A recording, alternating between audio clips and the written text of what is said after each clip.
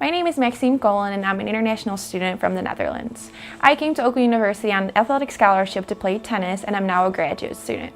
Adapting to this life here was definitely not easy.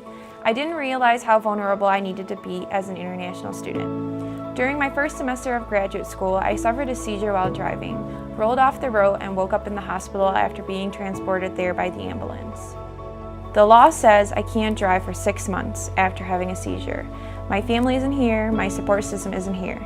Therefore, I now have to rely on everyone but myself to do simple tasks that would be much easier with a car. When the emergency workers got to me, they took my phone and contacted some of the recent people in it. They ended up contacting a local family who I've been close with due to the International Oasis program. They cared about me, they helped me, and they even welcomed me into their home a few times. They were like my family here in the US.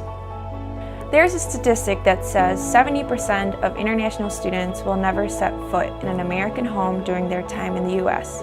And being an international student, I know that's true.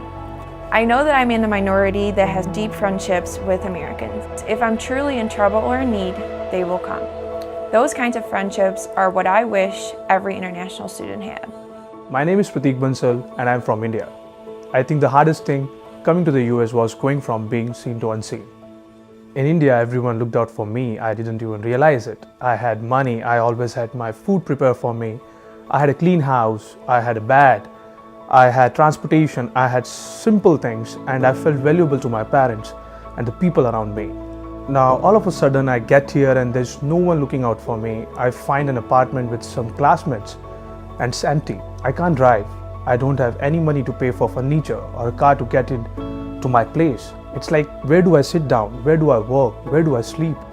I remember going to orientation at my school after I had moved into my apartment. At orientation, there was this group called International Oasis, and they were offering free furnitures to international students. They told us all we had to do was going on their website, order some things we needed, and they would deliver it to us for free. It was hard for me to believe it, but I had no choice at this point. Sure enough, I ordered a few things and one of the members from International Oasis came over a couple days later with a truck full of things that I ordered. They had a team to help me move all of it in and I was honestly kind of shocked. I hadn't believed there were people like this, and the fact they were made me feel a lot more welcome. Those people who delivered the furniture have become my friends. They are people I can trust. Hi, I'm Justin Han and I'm from China. I came to the United States in 2014. Coming to the US was not easy because the only person I knew of was the person picking me up and we only communicated through a few phone calls. In China, I could accomplish a lot without feeling helpless. I have an education, I have work, my family is very supportive. I can go where I need to go. Once I came to America, I started studying and working, and my professors and supervisors started expecting results right away. At this point, I don't even have a car to get to my apartment and back, which is about 3 miles apart from the university. Some nights I would just sleep in my office so I would not have to walk home or have to ask anyone to give me a ride back home. This went on for 2 months. I'm basically living in my office and no one really noticing me or caring what I did, except for me producing the result they wanted. I didn't want to feel like a burden to others, but I knew that something needed to change. I remember hearing about International Oasis and meeting one of the people who helped run it. He invited me to a few events and I went, and eventually we became good friends. He asked me questions and I finally told him I was sleeping in my office and that I really needed help finding a car. Within 1 week, he had helped me purchase a car, helped me find affordable insurance, and helped me practice driving.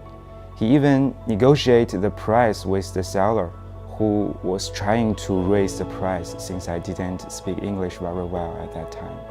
I was so thankful at that time to have a friend who saw my need and who wanted to help me. I'm still thankful to this day. I'm Justin. I'm Pratik. I'm Maxime. and I support International Oasis. And I support International Oasis because they supported me first. And I support International Oasis because they supported me first.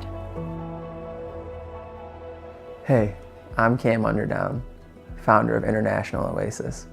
Since 2015, International Oasis has been meeting the needs of local international students, helping them with anything from finding furniture to learning the language. The video you just watched is a story many of these international students have in common. And while no two particular journeys are the same, each international student has felt the struggles and challenges expressed so powerfully by Maxime, Pratik, and Justin. International Oasis aims to be the helping hand that eases the difficulties of life in the U.S.